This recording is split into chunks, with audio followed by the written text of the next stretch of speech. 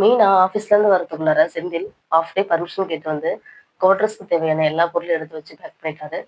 கோமதி, ஏன்டா நீயே தனியா எடுத்து வைக்கிற? மீனா வரட்டும்டா. அப்பா வந்த பிறகு சாயந்தரம் தெளிவா என்னன்னு பேசிட்டு நாளைக்கு போடா. இப்பவே நீயே எதுவும் முடிவு பண்ணாதடா அப்படின்னு கோமதி சொல்றாங்க. செந்தில் எதையுமே காதுல வாங்காத மாதிரி ஒவ்வொரு பொருளா பேக் பண்ணி எல்லாம் வச்சுட்டு இருக்காரு. கடைசியா பேக் பண்ணி ஹால்ல கொண்டு வந்து வைக்கும் போது மீனா வேலையில இருந்து வராங்க. ஏங்க என்ன பண்ணிட்டு இருக்கீங்க? ஏன் எல்லாம் லக்கேஜ் எல்லாம் கொண்டு வந்து இப்படி ஹால்ல வச்சிருக்கீங்க அப்படின்னு மீனா கேக்குறாங்க. கிளம்பலாம் மீனா, எல்லாத்தையும் பேக் பண்ணிட்டேன். நீ ஒரு டைம் போய் ரூம பாத்துக்கோ.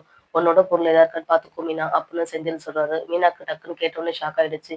என்ன என்கிட்ட கேட்காம நீங்க பாட்டுக்கு திடீர்னு வந்து எல்லாத்தையும் பேக் பண்ணிட்டீங்க அப்படின்னு மீனா சொல்றா. இதுல கேட்கறதுக்கு என்ன மீனா இருக்கு? நான் தான் காலையிலேயே தெளிவா என் முடிவா சொல்லிட்டேன்ல. நாளைக்கு குவார்டர்ஸ் போகணும்னு. இப்பவே போய் நம்ம அதுக்கு தேவையான அரேஞ்ச்மெண்ட்லாம் பண்ணாதானே காலையில பால் காய்ச்ச முடியும் அப்படின்னு செந்தில் சொல்றான். சீக்கிரம் கிளம்பு அப்படின்னு செந்தில் போது, எங்க கிளம்புறீங்க அப்படின்னு பின்னால இருந்து ஒரு வாய்ஸ் வருது. திரும்பி பார்த்தா 2 போலீஸ் வந்து நிக்கிறாங்க. வீட்டுல இருக்க எல்லாத்துக்கும் அதிர்ச்சியா இருந்தது. என்ன போலீஸ் திடீர்னு நம்ம வீட்டுக்கு வந்திருக்காங்க அப்படின்னு பாண்டியன் அதிர்ச்சியா பாக்குறாரு. இங்க செந்தில்ங்கிறது யாரு அப்படின்னு போலீஸ் கேக்குறாங்க.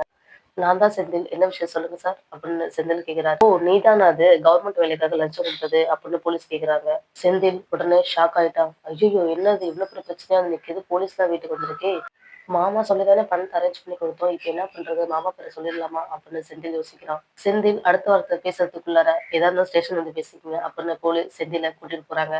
உடனே சக்திவேல் குடும்பம் வெளியே வந்து ஒண்ணுமே புரியாம பாத்துட்டு இருக்காங்க. அப்பதான் சக்திவேல் கைத்தட்டி நக்கலா சிரிக்கிறான். பாண்டியன் குடும்பமே வெளியே வந்து அழுதுட்டு இருக்கு. என் மகனை விட்டுருங்க விட்டுருங்கன்னு கோமதி அழுவுறா.